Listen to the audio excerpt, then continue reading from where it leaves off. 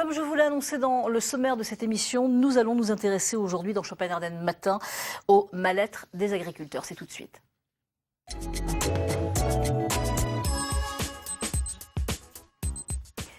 Alors le mal-être des agriculteurs, le blues des agriculteurs, le quotidien n'est pas facile et en 2014, ça devient de plus en plus difficile de reprendre une exploitation agricole. Quelles sont les solutions pour sauver cette profession et l'améliorer? Nous allons tenter d'y répondre sur ce plateau avec François-Régis Lenoir. Bonjour. Bonjour. Vous êtes, vous, agriculteur et vous êtes aussi psychologue spécialisé dans le mal-être des agriculteurs. Alors je le disais, le métier d'agriculteur devient de plus en plus difficile et pourtant, ces producteurs, ces agriculteurs sont des passionnés. C'est toute leur vie, leur exploitation. Alors c'est toute leur vie au quotidien, amour des animaux, amour de la terre, amour de la nature. Et là, on a une relation qui est assez fusionnelle autour de cela lorsqu'on réalise des entretiens avec les agriculteurs. Et puis deuxième élément, une histoire complexe, familiale, avec très souvent 2, 3, 4, 5 générations, que cela soit chez des agriculteurs éleveurs, céréaliers ou viticulteurs.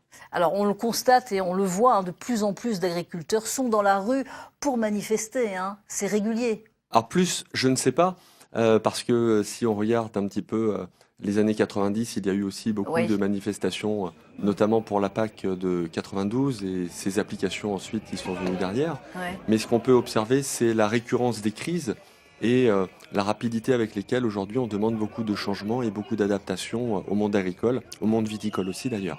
Alors on va en parler évidemment tout au long de cette première partie d'émission. Alors je le disais, le mal-être des agriculteurs est un sujet plutôt tabou en France. La crise, la solitude, la maladie professionnelle, autant de facteurs qui poussent certains agriculteurs à passer à l'acte. L'Institut national de veille sanitaire a sorti une étude alarmante sur les conditions de travail des agriculteurs. Les chiffres sont vraiment inquiétants. Reportage Sana Asnaoui, Xavier Kless et Laura Klein. C'est un métier que l'on choisit par passion, agriculteur, où le corps proche de la terre et des bêtes donne tout. Il y a quelques années, les difficultés ont commencé pour Francis. La maladie, un incendie, une rupture, des dettes qui s'accumulent. Il n'avait plus la force de se relever, alors il a tenté de mettre fin à ses jours. Aujourd'hui, c'était peut-être plus un appel. Au moment où je l'ai fait, c'était une réelle TS.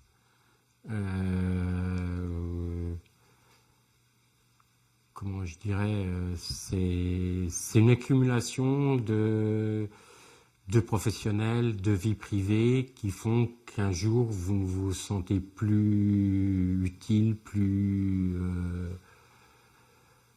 c'est assez difficile.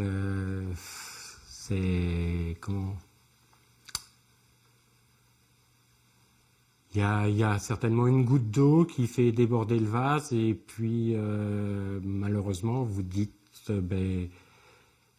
je ne sers plus à rien, j'ai plus envie de voir l'avenir, j'ai plus aucune perspective, donc autant disparaître et puis terminer, j'en ai marre de souffrir.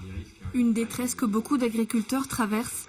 Francis aujourd'hui s'est reconstruit grâce à la solidarité de son village et à sa nouvelle compagne. J'ai des projets, c'est-à-dire qu'aujourd'hui je recommence, puisque j'ai repris l'exploitation que j'avais cédée, de me réassocier avec un jeune pour l'aider à démarrer et puis repartir. Thierry est exploitant laitier. Il y a quelques mois, une partie de ses bêtes a attrapé la tuberculose. Mesures sanitaires obligent, ses 289 vaches et veaux ont été abattues. C'est un grand choc, vous n'avez plus de jambes, vous êtes vidé en fait. Vous vous demandez ce qui vous arrive, quoi. C'est comme si on vous mettait une grosse claque, en fait. On ne sait pas trop ce qui se passe. On se dit, merde, je vais aller où? Qu'est-ce qui va se passer? C'est une partie de ma vie qui foutait le camp. Enfin, c'est clair, quoi. Gérer une ferme, c'est compliqué. Beaucoup d'administratifs, beaucoup de contraintes. On n'a pas le droit de faire ce qu'on veut. On est toujours en train de se dire, là, j'ai pendu le fumier. Est-ce que j'ai le droit? J'ai pas le droit, etc., quoi. Ça, plus des produits phytosanitaires. Ah mince, j'ai mélangé ce produit-là avec un autre. Enfin, on est toujours préoccupé par tout ça. Une fragilité économique plus cette chose qui arrive. Si en plus on a personnellement on est un peu fragile, ça peut forcément virer, ça peut mal tourner en tout cas. Thierry n'a jamais pensé au suicide. Soutenu et entouré, il a racheté un troupeau pour reprendre son exploitation. Aujourd'hui, on comptabilise 483 suicides en 3 ans. Pour faire face à la détresse des agriculteurs, la Mutuelle Santé Agricole vient de lancer un numéro vert national. Un service d'aide psychologique d'urgence est apporté pour éviter le passage à l'acte.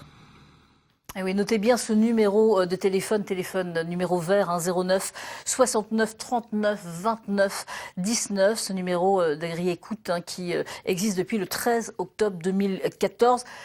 Touchant, émouvant, ça prend vraiment ce reportage et ces témoignages. C'est qu'il y a vraiment, alors ce numéro vert, c'est depuis le 13 octobre 2014, c'est qu'il y a vraiment une demande. Les agriculteurs sont dans une réelle détresse, on l'a constaté là.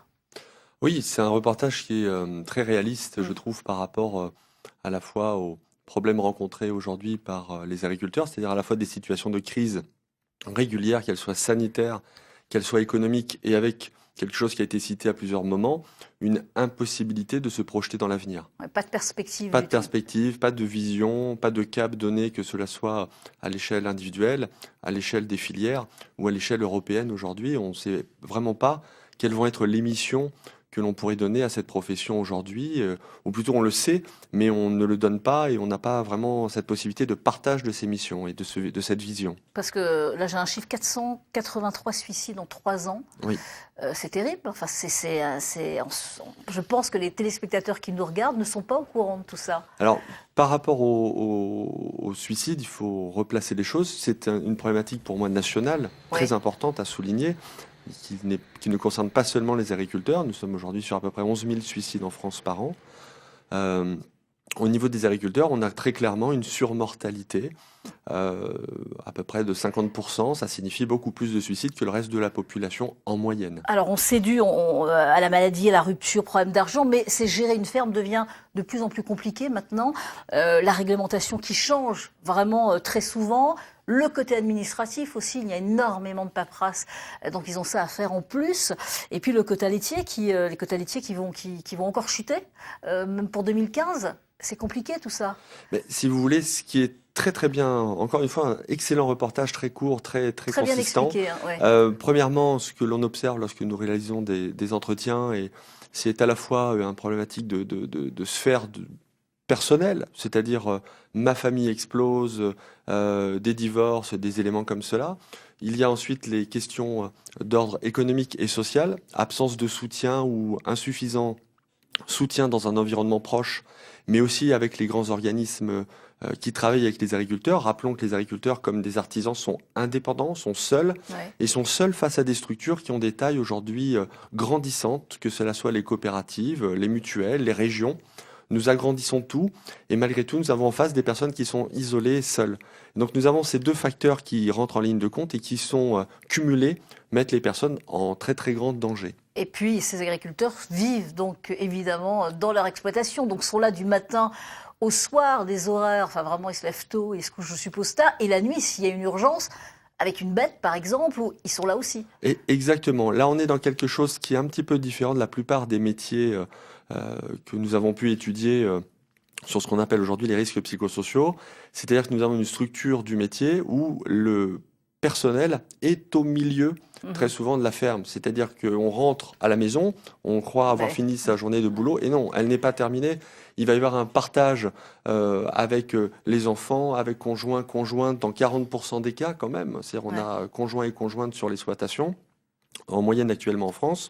Partage donc du professionnel qui va se mélanger au personnel. Donc on comprend bien que si quelque chose est défaillant dans le couple, ça va se répercuter très rapidement sur l'exploitation. Si quelque chose est défaillant sur l'exploitation, on va avoir des conséquences sur le couple, sur la famille, sur l'organisation de vie des personnes.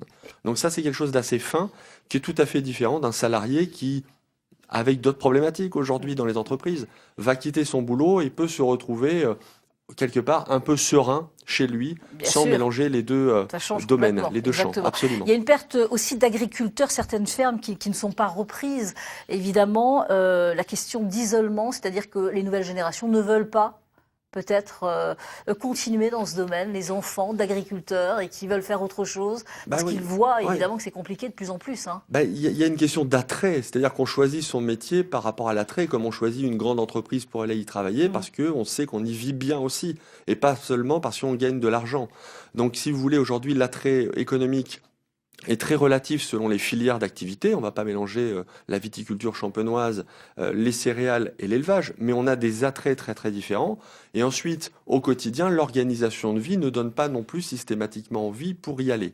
Autre élément important, on observe petit à petit la conséquence de l'aménagement du territoire, c'est-à-dire qu'on a de plus en plus d'endroits qui sont très isolés, plus de bistrots, plus de petites épiceries, plus de etc. Ouais, Et ça ça, on a un voit impact partout, hein. évidemment sur tout un tas d'endroits qui sont plus ou moins reculés dans notre région. On voit bien d'où on parle. On voit bien des différences très importantes entre certaines zones du nord des Ardennes ou de la Haute-Marne et par exemple des zones agricoles périurbaines où là, les personnes ne se sentent pas exclues, marginalisées de la société. Alors la Champagne-Ardenne, quand même, deuxième région agroalimentaire. Comment vous voyez justement l'avenir pour ces agriculteurs? Est-ce que vous êtes optimiste? Est-ce qu'il n'y a pas, est-ce qu'il faut changer? Est-ce qu'il faut plus d'aide? Comment vous pouvez... Pour moi, il y a plusieurs axes sur lesquels il faut travailler. Premièrement, à mon avis, le modèle est terminé. C'est-à-dire que quand je dis le modèle est terminé, s'il n'y a pas de changement de modèle, on va vers quelque chose où on a cet aménagement du territoire va poser d'énormes soucis pour tout un chacun. Demain, c'est-à-dire 2025, quand on projette la courbe des arrêts d'activité dans les exploitations, on se retrouve à 300 000 agriculteurs en 2025. Aujourd'hui, on a 440 000. Donc ça vous donne une idée de cette projection qui est tout à fait réaliste. Il suffit de projeter une courbe. Et puis, deuxième point qui me semble important sur cette analyse et sur cette possibilité de sauver l'agriculture, c'est qu'aujourd'hui, on est sur un modèle qui se confronte entre le modèle industriel et un modèle plus avec les petits paniers dont on entend parler, par exemple, dans les villes, avec des endroits où les personnes gardent leur valeur ajoutée. Il y a un économiste ici sur le plateau. C'est-à-dire qu'on voit très bien de bons produits aussi, de bons produits et où on garde la valeur ajoutée. Et sans intermédiaire, souvent. On maîtrise sa filière avec moins d'intermédiaires, avec de la vente directe, avec une relation de proximité aux consommateurs, etc. C'est comme ça qu'ils peuvent tenir. Un exemple, Franche-Comté, avec ses magnifiques fromages, Champagne, avec son magnifique vin, qui ont gardé une valeur ajoutée parce qu'ils maîtrisent en partie une relation relativement équitable, par exemple, avec les grandes maisons de champagne. Et dernière question, juste, quand on a vu dans le reportage, la solution, c'est peut-être pour sauver aussi des agriculteurs, c'est de s'associer?